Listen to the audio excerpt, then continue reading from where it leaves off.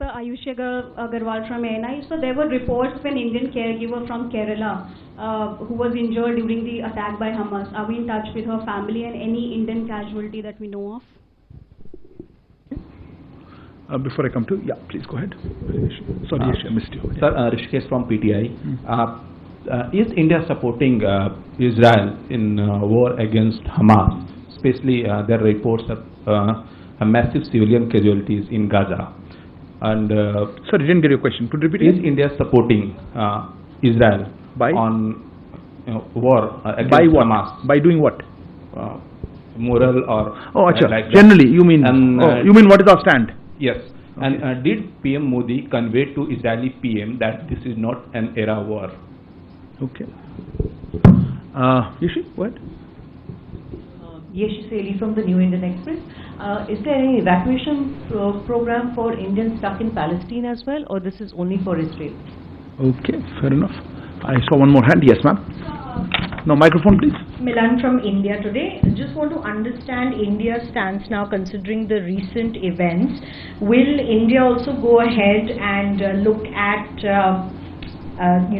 changing its stance, or maybe trying to suggest, as other nations are suggesting, that Hamas is a terrorist organization? Okay. And anybody else left that I have missed out? Yeah.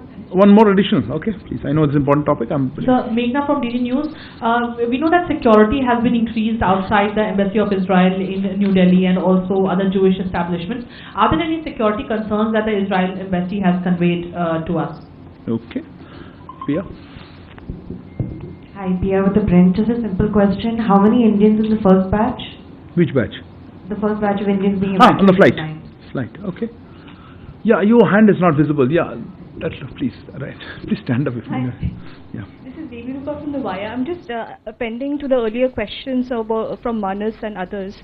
Other countries, for example, UAE, Jordan, Egypt, and Japan, they've all called for maximum restraint on. They've not named which party, but they've all asked all sides to exercise maximum restraint. Is that also something that we would like to add to it? Add our voice to it. Add to what, sir? Add our voice to the call of restraint in the region. Okay, I think I've taken almost all the. You have something? Okay, please go ahead. So the Palestinian envoy to India yesterday in an interview said that he would ask India to intervene and will de-escalate the whole issue. What's India's position on that? He has told, us or just the media? Okay. And for the record, if you could tell your name, and so I'll help. Sorry, this is Rishabh from Rishabh, sir. Okay. Okay, I'll try to answer many of these questions. No, I think second thoughts, let's keep it for a little later. I think a lot of similar questions.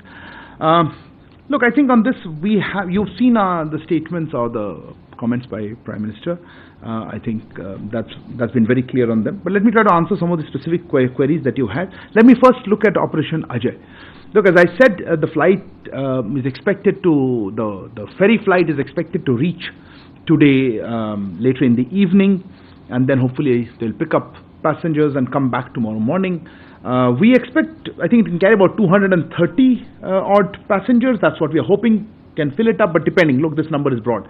How many people can get onto a flight is determined by various factors, including what is the flight parameters. So let's say in that range, we were trying to work that out. So that was one. Do we have? आपने पूछा था संदीप जी कि हमारे वायुसेना के अगर जी हमारे पास सारे ऑप्शंस हैं, जो ज़रूरत पड़ेगा हम वो यूज़ करेंगे. अभी के लिए चार्टर फ्लाइट गई हैं, पर जैसे हमने कहा हमने पुराने कुछ ऐसे स्थितियों में हमारे वायुसेना का भी असिस्टेंस लिया है. तो अभी के लिए हम अभी चार्टर फ्लाइट देख रहे हैं, पर ये मैं रूल आउट नहीं करूँगा.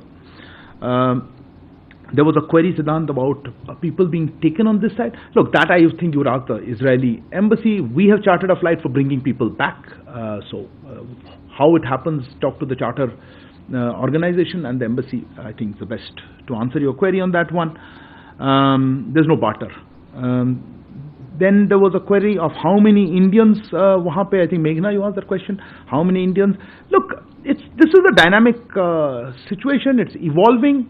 There are a lot of people. In fact, I would request Indians in Israel, if you haven't registered with the embassy, please do register with the embassy. But we are taking it based on the number of flights. So today's flights, we have the numbers that are there, and we will have more flights depending on the demand for them. So at this point, we are trying to address it as per the demands. As regards security concerns, look, this is a topic and I will not be able positioned to discuss. You have to ask the agencies. We will, of course, as part of our obligations on the Vienna Convention, provide all necessary security to countries that have their embassies or diplomatic missions here. But what measures and etc. is best left to the judgment of experts in that field. I don't want to comment on it. I think you had a query, Siddharth, right in the beginning about weapons of support. I'm not aware of any such request or anything that we are doing at all. Our focus right now is to make sure that those Indians who are in Israel are able to come out of Israel, those who want to.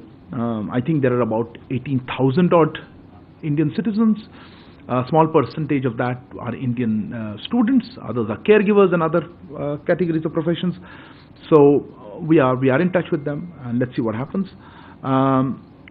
You said how worrisome is the situation? Of course, look, a situation where there is conflict going on is of concern, but I would request the Indian citizens there to follow the advisories issued by our mission in Tel Aviv, and they are the best judge, and be cautious, take the precautions, and if they feel that they need assistance, to reach out to our embassy directly. Ayushi, you asked about one citizen who was there, I think, injured. Yes.